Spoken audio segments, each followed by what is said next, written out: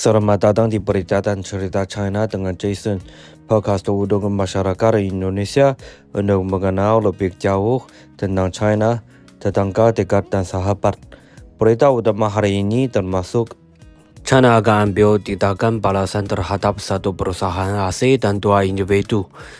Perjalanan penumpang KCJB tembus 1 juta. China terus upayakan perdamaian dan stabilitas di Timur Tengah. Laba BUMN besar China capai 2,4 triliun yuan dalam 11 bulan pertama tahun 2023. China berupaya memenuhi target-target rencana 5 tahun ke-14.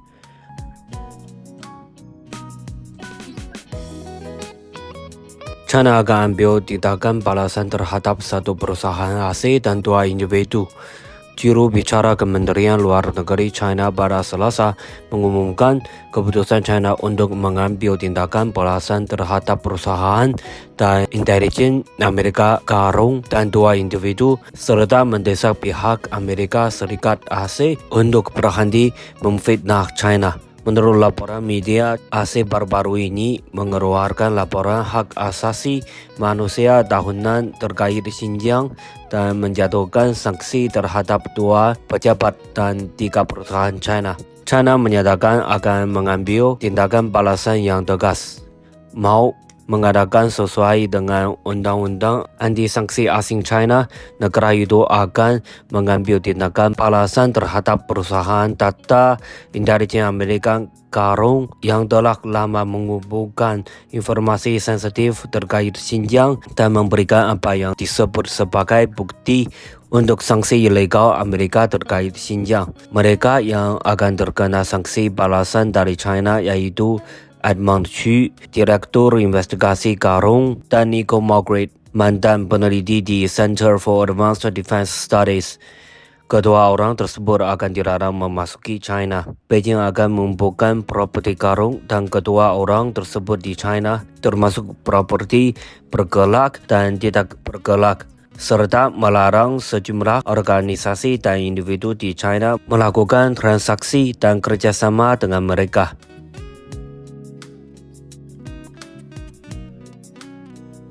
Perjalanan penumpang KCJB tembus 1 juta. Kereta cepat Jakarta-Bandung KCJB, kereta cepat pertama di Indonesia dan Asia Tenggara, telah menangani lebih dari 1 juta perjalanan penumpang sejak resmi beroperasi secara komersial pada 17 Oktober. Demikian disampaikan China State Railway Group Corporation Limited pada Senin. Menjelang akhir tahun, arus penumpang yang meningkat pesat mendorong PT Kereta Cepat Indonesia China (KCIC), konsorsium perusahaan patungan joint venture antara perusahaan Indonesia dan China yang membangun dan mengoperasikan KCJB, mengintensifkan layanan kereta hingga 48 perjalanan per hari dari yang sebelumnya 14 perjalanan. Sejak pertengahan Oktober, kelompok kerja dari China dan Indonesia bersama-sama mendorong pengoperasian KCJB yang berkualitas tinggi dengan memenuhi kebutuhan penumpang, termasuk diantaranya mempromosikan penjualan tiket secara daring, memperbaiki layanan naik turun penumpang untuk meningkatkan efisiensi, serta mengintegrasikan sistem transit lain dengan KCJB guna memfasilitasi perjalanan.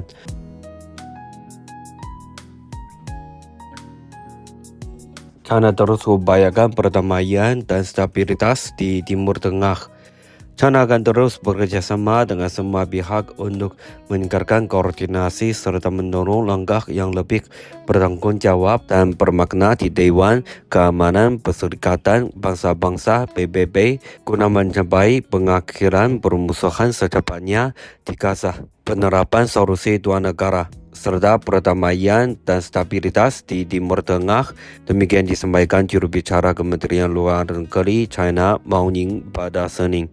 Pertanyaan itu disampaikan Mao saat dimintai komentar mengenai resolusi 2720 yang disahkan oleh Dewan Keamanan PBB dengan 13 suara setuju dan 2 suara abstain pada Jumat pekan lalu. Resolusi tersebut menyuruhkan aksi segera untuk memperluas bantuan kemanusiaan ke Gaza dan menciptakan kondisi untuk mencapai mengakhirkan permusuhan yang berkelanjutan. Dikatakan oleh Mao bahwa China memberikan suara untuk mendukung resolusi 2720 yang merupakan resolusi kedua yang diadopsi oleh Dewan Keamanan PBB sejak awal tercetusnya konflik Palestina Israel saat ini, yang juga menampakkan bahwa resolusi tersebut masih belum sesuai dengan harapan internasional dan memiliki beberapa kekurangan yang harus diisi.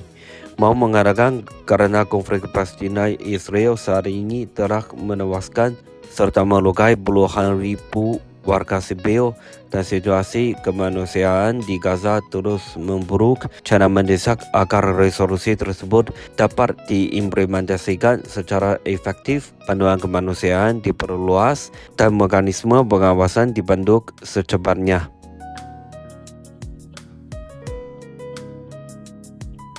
Laba BUMN besar China capai 2,4 triliun yuan dalam 11 bulan pertama tahun 2023. Laba badan usaha memiliki negara BUMN yang dikelola pusat di China tetap stabil dalam 11 bulan pertama tahun 2023. Anggap regulator aset negara tertinggi China. Total laba BUMN besar China mencapai 2,4 triliun yuan atau sekitar 338,2 miliar dolar AS dalam periode Januari sampai November tahun 2023 menurut sebuah rapat yang digelar oleh Komisi Pengawasan dan Administrasi Aset Memiliki Negara State-Owned Assets Supervision and Administration Commission SASAC Dewan Negara yang berakhir pada Selasa. Dalam periode tersebut, nilai investasi aset tetap BUMN besar China termasuk real estate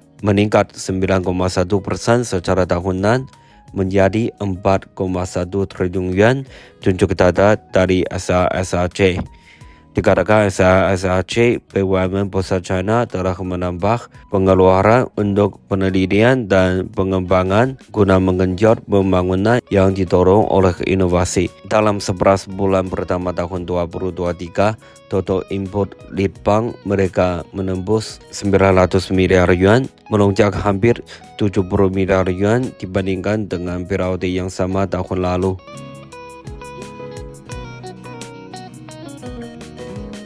China berupaya memenuhi target-target rencana 5 tahun ke-14.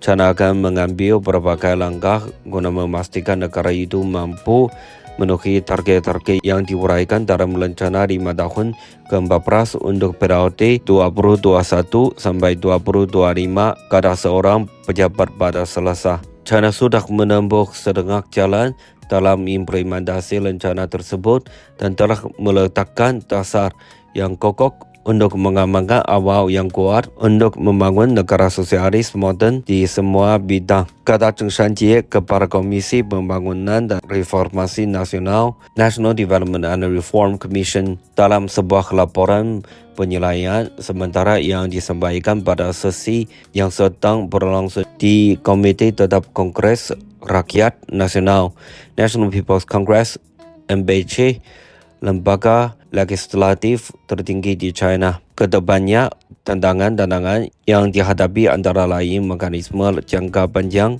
yang belum sempurna untuk meningkatkan konsumsi penduduk, tingkat perutan dan emisi karbon yang tinggi, serta koeksistensi antara pasokan layanan publik yang kurang memadai dan pengalokasian sumber daya yang tidak optimal, ujar Zheng.